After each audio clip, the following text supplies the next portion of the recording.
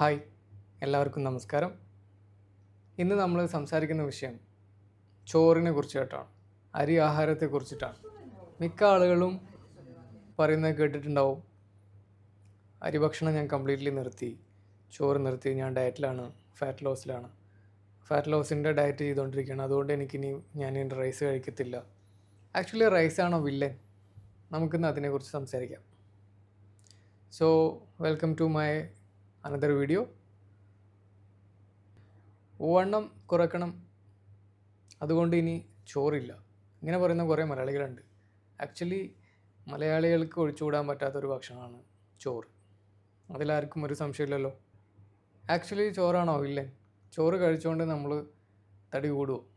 നമുക്കതിനെക്കുറിച്ചിട്ട് detail ആയിട്ട് സംസാരിക്കാം. ഉദാഹരണത്തിന്, രാത്രി ചോറ് കഴിച്ചാൽ വണ്ണം കൂടുമോ? അതല്ല, ചോറ് ഞാൻ കംപ്ലീറ്റ് ആയിട്ട് സ്റ്റോപ്പ് ചെയ്യണോ? അപ്പോൾ നമുക്കിതിൻ്റെ ബേസിക് ആയിട്ടുള്ള കുറച്ച് കാര്യങ്ങൾ ഡീറ്റെയിൽ ആയിട്ട് നമുക്ക് സംസാരിക്കാം. ആദ്യത്തെ പ്രധാനപ്പെട്ട കാര്യം, ചോറ് കഴിച്ചെന്നതിൻ്റെ പേരിൽ നമ്മൾ ഒരിക്കലും വണ്ണം വെക്കത്തില്ല. അരിയാഹാരം കഴിച്ച് എന്നതിൻ്റെ പേരിൽ നമ്മൾ വണ്ണം വെക്കത്തില്ല. രാത്രി ചോറ് കഴിച്ച് എന്ന പേരിലും നമ്മൾ വണ്ണം വെക്കത്തില്ല. ചോറ് ഒരു നല്ല കാർബോഹൈഡ്രേറ്റ് ആണ്, നമുക്ക് എനർജി തരുന്ന ഒരു ഫുഡാണ്. പക്ഷേ എവിടെയാണ് പ്രശ്നം?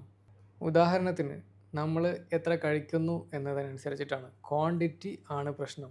പപ്പടം, ചോറ്, അച്ചാറ്, മീൻകറി, സാമ്പാർ, ഇതെല്ലാം കൂട്ടിക്കുഴച്ച് നമ്മൾ കഴിക്കുമ്പോൾ ഇതിൻ്റെ ക്വാണ്ടിറ്റി നമുക്ക് വേണ്ടതിൽ കൂടുതലാവുന്നതുകൊണ്ടാണ് ഇവൻ കയറി നമ്മുടെ വില്ലനാവുന്നത്.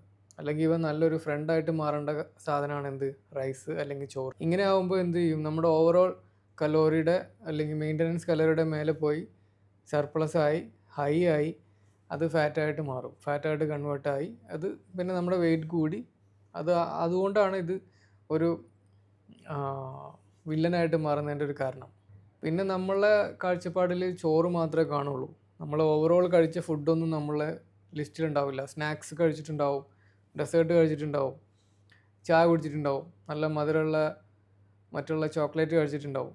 ഇതൊന്നും നമ്മുടെ ലിസ്റ്റിലുണ്ടാവില്ല. നമ്മുടെ കാഴ്ചപ്പാടിൽ നമ്മൾ റൈസ് കഴിച്ചെന്നുള്ള ഒരു ഇത് മാത്രമേ ഉണ്ടാവുള്ളൂ. അതുകൊണ്ട് പഴി മൊത്തം ചോറിനായിരിക്കും. ഞാൻ വെയിറ്റ് ലോസിൻ്റെ ഒരു ഡയറ്റിലാണ്, അതുകൊണ്ട് നാളെ മുതൽ ചോറില്ല. അതിൻ്റെ ആവശ്യമുണ്ടോ? ഇല്ല, അതൊരു തെറ്റാണ്. വെയിറ്റ് ലോസ് ചെയ്യണമെങ്കിൽ ചോറ് കംപ്ലീറ്റ് ആയിട്ട് നിർത്തേണ്ട ആവശ്യമില്ല. നിങ്ങൾക്ക് ചോറ് കഴിക്കാൻ ആഗ്രഹമോ ഇഷ്ടമോ ഉണ്ടെങ്കിൽ നിങ്ങൾക്ക് വേണ്ട അളവ് കഴിക്കാവുന്നതാണ്. അതിൻ്റെ ഒരു മെഷർമെൻ്റ് എടുത്ത് കഴിക്കുക. നമുക്ക് വേണ്ട ക്വാണ്ടിറ്റി മനസ്സിലാക്കി, മെയിൻ്റനൻസ് കലോറി മനസ്സിലാക്കിയിട്ടുള്ള ക്വാണ്ടിറ്റി കഴിക്കാൻ വേണ്ടിയിട്ട് ശ്രമിക്കുക. ഇപ്പം നമുക്ക് മെയിൻ്റനൻസ് കലോറിയൊക്കെ നോക്കാനൊക്കെ നമുക്ക് ആപ്പുകളുണ്ട്. നമുക്ക് വെബ്സൈറ്റിലോ എങ്ങനെ വേണമെങ്കിലും നമ്മുടെ ഡീറ്റെയിൽസ് കൊടുത്തിട്ട് നമുക്ക് സുഖമായിട്ട് നമ്മുടെ മെയിൻ്റനൻസ് കലോറി മനസ്സിലാക്കാൻ പറ്റും. ഇനി നിങ്ങൾ ശ്രദ്ധിക്കേണ്ട ഒരു കാര്യം, അരിഭക്ഷണം അഥവാ ചോറ് കഴിക്കുന്നതിൻ്റെ കൂടെ അല്ലെങ്കിൽ അതിൻ്റെ കൂടെ കൃത്യമായിട്ട് പ്രോട്ടീൻ ഉൾപ്പെടുത്തുക. ഫിഷ്, ചിക്കൻ, ബീഫ്, അല്ല നിങ്ങൾ വെജിറ്റേറിയൻ ആണെങ്കിൽ ആ കൈൻഡ് ഓഫ് നിങ്ങൾക്ക് നിങ്ങളുടെ വയറിനും നിങ്ങളുടെ ശരീരത്തിനും സ്യൂട്ടബിൾ ആയിട്ടുള്ള പ്രോട്ടീൻ സോഴ്സ് കണ്ടെത്തി കഴിക്കുക. വെജിറ്റബിൾസ് ആഡ് ചെയ്യുക, കേർഡ് ആഡ് ചെയ്യുക, ഡാൽ, വാട്ടവർ. അപ്പോൾ നിങ്ങൾക്ക് അതൊരു ബാലൻസ്ഡ് മീലാക്കി കൺവേർട്ട് ചെയ്യാൻ സാധിക്കും. അപ്പോൾ ഇങ്ങനെ ഒരു ബാലൻസ്ഡ് മീൽ കഴിക്കുമ്പോഴുള്ള ഗുണം, അവിടെ ചോറിൻ്റെ അളവ് മെജോറിറ്റി കുറഞ്ഞു വരും. ഇത്രയും ഫുഡുകൾ കൺസ്യൂം ചെയ്യുമ്പോൾ നമ്മുടെ വിശപ്പും മാറും, നമ്മുടെ ഗട്ടിനും നല്ലതാണ്, നമ്മുടെ ശരീരത്തിനും നല്ലതാണ്, നമ്മുടെ മസിൽസ് എല്ലാം ഹാപ്പി ആവും. സോ ഇതുപോലെ ഒരു ബാലൻസ്ഡ് ആക്കാൻ വേണ്ടിയിട്ട് നിങ്ങൾ ശ്രമിക്കുക. എത്ര ചോറ് കഴിക്കണം അല്ലെങ്കിൽ എത്ര ചോറ് കഴിക്കാം, അത് നിങ്ങളുടെ ആക്ടിവിറ്റി ലെവൽ അനുസരിച്ച്, നിങ്ങളുടെ വെയിറ്റ് അനുസരിച്ച്, ഹൈറ്റ് അനുസരിച്ച്, നിങ്ങളുടെ മെയിൻ്റനൻസ് കലോറി അനുസരിച്ച്, നിങ്ങളുടെ ഗോള് വെയിറ്റ് ഗെയിനിങ് ആണോ വെയിറ്റ് ലോസ് ആണോ, അതെല്ലാം മനസ്സിലാക്കി അതിനനുസരിച്ചുള്ള ക്വാണ്ടിറ്റി കഴിക്കുന്നതായിരിക്കും നല്ലത്. വേറൊരാളുടെ പാറ്റേൺ ഫോളോ ചെയ്യാതിരിക്കുക. കാരണം നിങ്ങളുടെയും അവരുടെയും പാറ്റേൺ ടോട്ടലി ഡിഫറെൻ്റ് ആയിരിക്കും, നിങ്ങളുടെ റിക്വയർമെൻറ്റും ടോട്ടലി ഡിഫറെൻ്റ് ആയിരിക്കും.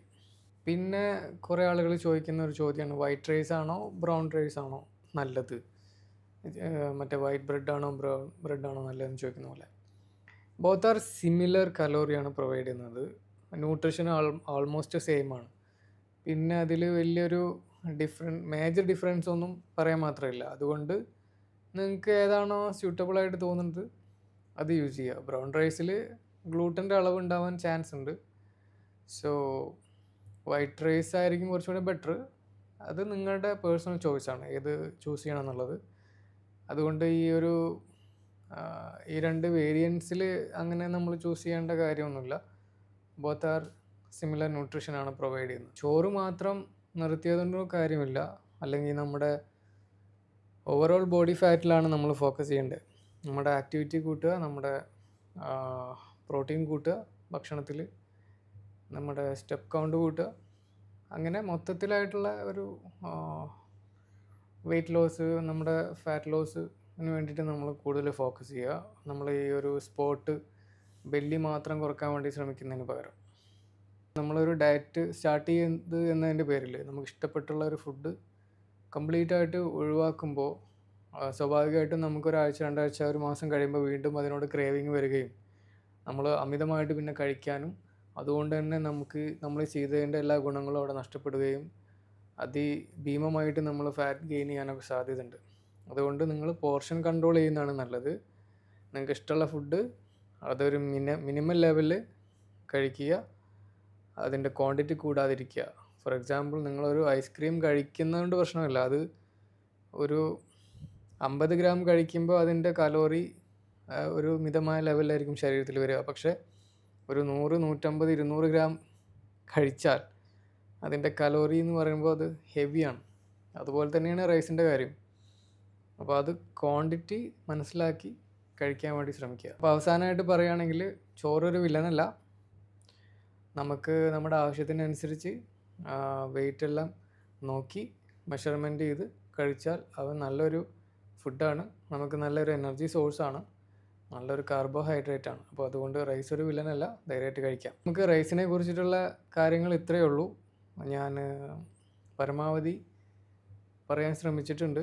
നമുക്ക് മനസ്സിലായെന്ന് വിചാരിക്കുന്നു. ഇഷ്ടപ്പെട്ടിട്ടുണ്ടെങ്കിൽ, ഈ വീഡിയോ നിങ്ങൾക്ക് ഇഷ്ടപ്പെട്ടിട്ടുണ്ടെങ്കിൽ സപ്പോർട്ട് ചെയ്യുക. Thank you for watching. Thank you so much.